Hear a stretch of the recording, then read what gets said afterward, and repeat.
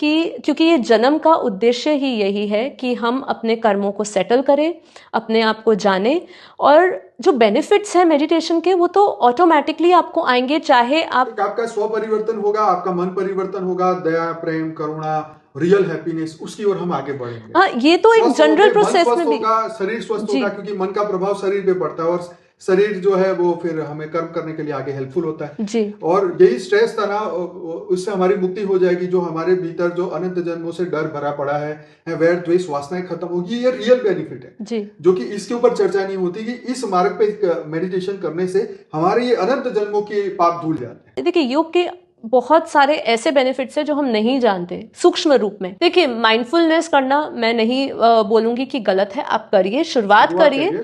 शुरुआत में आपको फोकस नहीं होता, कंसंट्रेशन नहीं होता, तो आप कंसंट्रेशन बढ़ाने के लिए, अपना एक तरफ ध्यान करने के लिए तो करिए। एक काम करना वो है माइंडफुलनेस। सीधी सी बात है। अब लोगों की प्रतिक्रिया में अगर इसके बारे में कहूँ तो मुझे कभी कभी, देखिए, हम छोटे और बड़ी बात नहीं करना चाहेंगे, लेकिन आप खुद सोचिए, बड़े बड़े सेंट जो है, साधु है, वो लोग भी क्या कह रहे हैं कि हम जब माइंडफुलनेस प्रैक्टिस कर रहे हैं तो हम कुछ काम कर रहे हैं तो 100% उसमें दे रहे हैं, तो वो मेडिटेशन हो गया। But actually it is not a meditation. Meditation तो आत्मा की सबसे सर्वोत्तम उच्चतम स्थिति है, परमात्मा से वो जुड़ता है। जहां आपने परमात्मा की बात करी, ये मेरे लिए हमेशा बात यही हुई है कि योग को आप जब समझाओ तो होता है कि इंडिविजुअल कॉन्शियसनेस को, जो साइंस कहती है या बड़े बड़े लोग कहते हैं, इंडिविजुअल कॉन्शियसनेस को यूनिवर्सल कॉन्शियसनेस से जोड़ना। अब यहाँ पे सबसे बड़ी समस्या क्या आती है? Universal consciousness. अब यूनिवर्स का क्या कॉन्शियसनेस है? कॉन्शियसनेस, यूनिवर्सल कॉन्शियसनेस मतलब उसका कोई क्रिएटर। अब जब तक योग का मतलब है यूनियन मतलब जोड़, कनेक्शन आत्मा का परमात्मा से, ठीक है।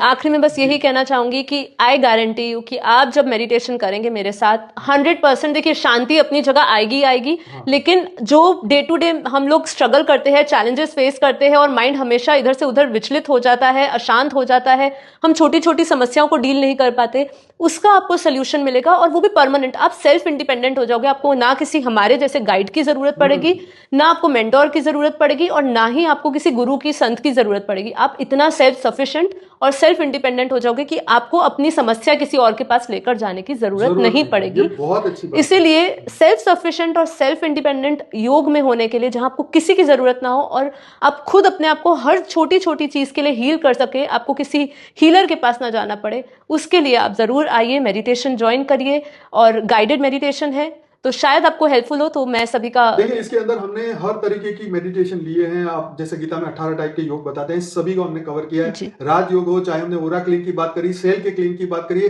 शरीर को स्वस्थ करने के लिए हमने